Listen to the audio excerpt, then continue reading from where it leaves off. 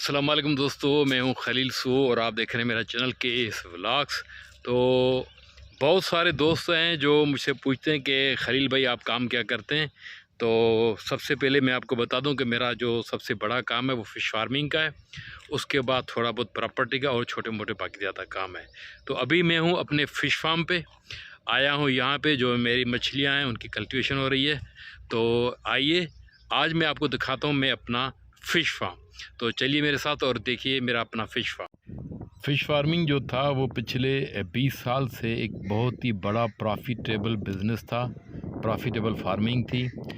बनिस्बत जितने भी एनिमल की जो फार्मिंग है, जिसमें आप भैंसें रख लें, मुर्गी रख लें, जितनी भी सारी थी, तो ये सबसे जो है वो फर्स्ट नंबर पे थी प्रॉफिटेबल के हिसाब से।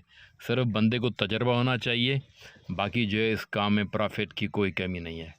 लेकिन हालिया जो सूरत हाल है पाकिस्तान की, तो उस सूरत हाल में अब ये उतना प्रॉफिटेबल बिज़नेस नहीं रहा है जितना आज से 5-10 साल या 15 साल पहले रहा करता था, क्योंकि इसका वास्ता जो है वो डॉलर से नहीं है। तो ये पाकिस्तान की जो लोकल कंजप्शन है उसी पे चलता है।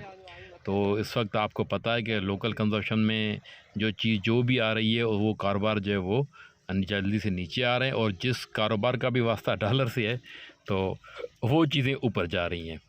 तो ऐसा ही कुछ सूरत फ़िश फार्मिंग का। लेकिन अब बात करते हैं फ़िश फार्मिंग की। तो फ़िश फार्मिंग अच्छा बिज़नेस है, बहुत प्यारा है। बंदे को जब तजर्बा हो जाता है तो अच्छी खासी इसमें से अर्निंग हो जाती है।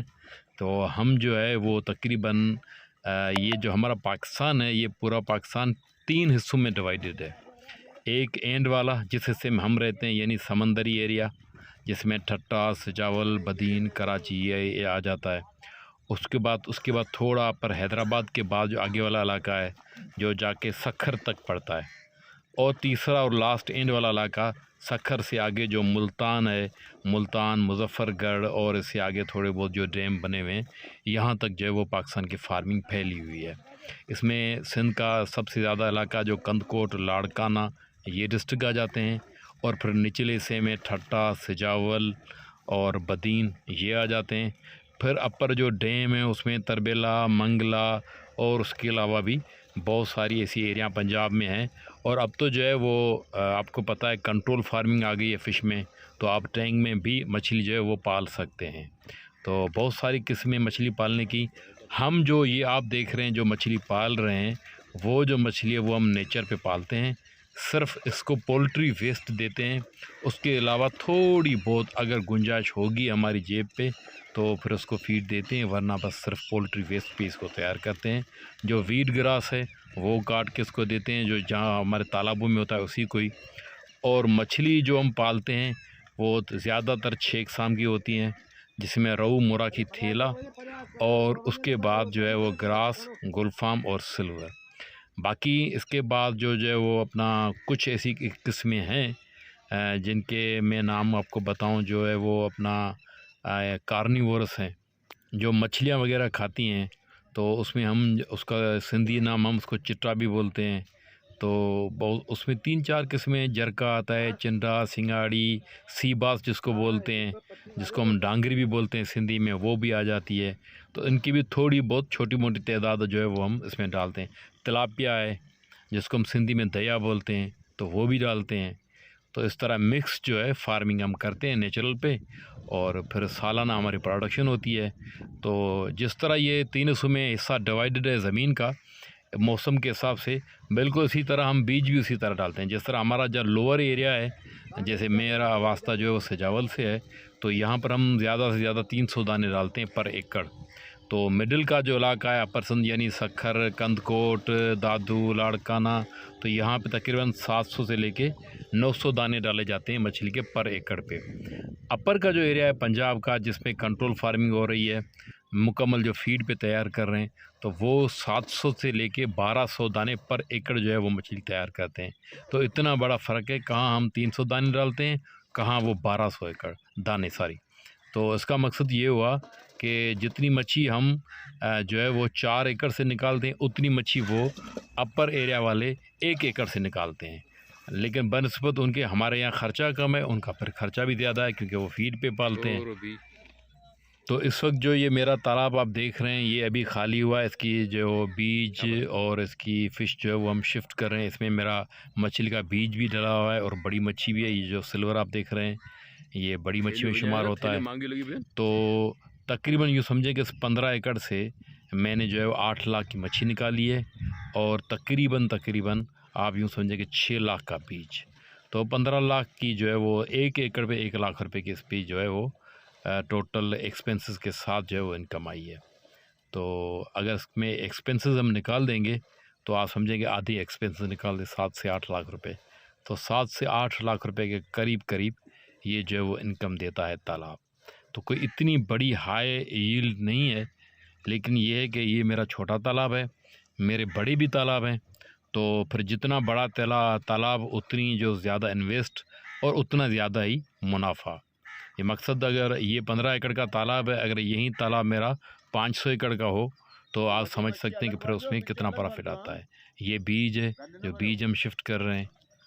अब ये बीज जो जा रहा है ये भी तकरीबन आप समझें कि 30 से 40 रुपए पर दाना ये हम बेचते हैं। तो इस तरह हमारा बीज भी जाता है और इस तरह मच्छी भी निकलती रहती है। तो ये सारा हमारा प्रोसेस चलता रहता है। तो ये मेरा टूर था मेरे फार्म का। बहुत सारे दोस्तों ने मुझे कहा था कि आपके फार्म का टूर दें, तो मेरा फ़र्ज़ बनता था कि आपको अपने फार्म का टूर दूं। तो ये था टूर। और बाकी बनस्पत इस जो है वो मेरे फार्म के अलावा जिस तरह मैंने आपको बताया कि ज़मीनों के तबके हैं, तो जिस तरह हम तो हमें लोअर वाले, जो मिडिल वाले हैं तो वो 700 दाने डालते हैं 1 एकड़ पे और तकरीबन ख़र्चा करते हैं 3 से 4 लाख रुपए। और नहीं सॉरी, ख़र्चा करते हैं 1.5 से 2 लाख रुपए और मच्छी निकालते हैं 3 से 4 लाख रुपए की। और जो अपर वाले एरिया है मुजफ्फरगढ़ मुल्तान वाले, वो ख़र्चा करते हैं 3 से 4 लाख रुपए पर एकड़ और मछली निकालते हैं 6 से 7 लाख रुपए की पर एकड़। उसमें थोड़े बहुत और भी एक्सपेंसेस होंगे, तो हो सकता है वो 20% और वो आप और भी प्रॉफिट में से काट लें। तो यानी कि वो 3 लाख रुपए एकड़ बचाते हैं अपर वाले, जो मिडिल वाले हैं वो 2 लाख रुपए एकड़ बचाते हैं और हम जो लोअर वाले हैं वो तकरीबन 50,000 रुपये पर एकड़ जो है वो तकरीबन इनकम जनरेट करते हैं, अगर एक्सपीरियंस हो तो।